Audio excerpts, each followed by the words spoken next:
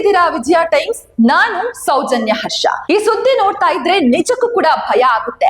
Blue veil ಹಾಗೂ dolphin ನಂತಹ online ಗೇಮ್ಗಳು ಯಾವ ರೀತಿ ನಮ್ಮ ಮಕ್ಕಳನ್ನ ಬಲಿ ಪಡಿತಾ ಇದೆ ಅನ್ನೋದಕ್ಕೆ ಇದೊಂದು ಜೀವಂತ ಸಾಕ್ಷಿಯಾಗಿದೆ. ಆನ್ಲೈನ್ ಗೇಮ್ ಗೀಳಿಗೆ ಬಿದ್ದಂತಹ ಒಂದೇ ತಾಯಿಯಲ್ಲಿ ಹುಟ್ಟಿದಂತಹ 3 ಮುದ್ದಾದ ಹೆಣ್ಣು ಮಕ್ಕಳು ಇದೀಗ ಬಲಿಯಾಗಿದ್ದಾರೆ.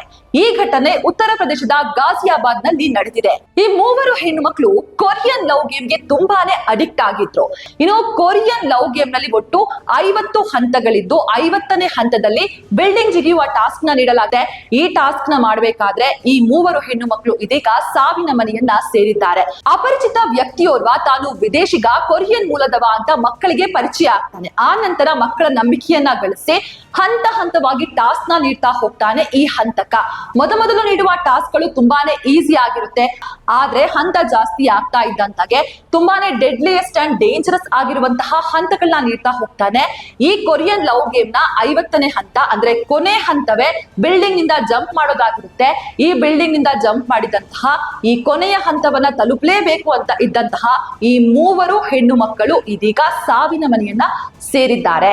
ತಾವು ಸಾಯೋದಕ್ಕೂ ಮುನ್ನ ಒಂದು ಡೆತ್ ನೋಟ್ ನ ಬರ್ದಿರ್ತಾರೆ. ಕ್ಷಮಿಸಿ ಬಿಡಿ ಅಪ್ಪ, ನೀವು ನಮ್ಮನ್ನ ಕೊರಿಯನ್ ಲವ್ ಗೇಮ್ ನಿಂದ ದೂರ ಮಾಡಲು ಸಾಧ್ಯವಿಲ್ಲ ಅಂತ ಬರ್ದಿರ್ತಾರೆ. ಸೊ ಪೋಷಕರೇ, ನಿಮ್ಮ ಮಕ್ಕಳ ಕೈಗೆ ಮೊಬೈಲ್ ನ ನೀಡೋದಕ್ಕೂ ಮುಂಚೆ ಹುಷಾರಾಗಿರಿ.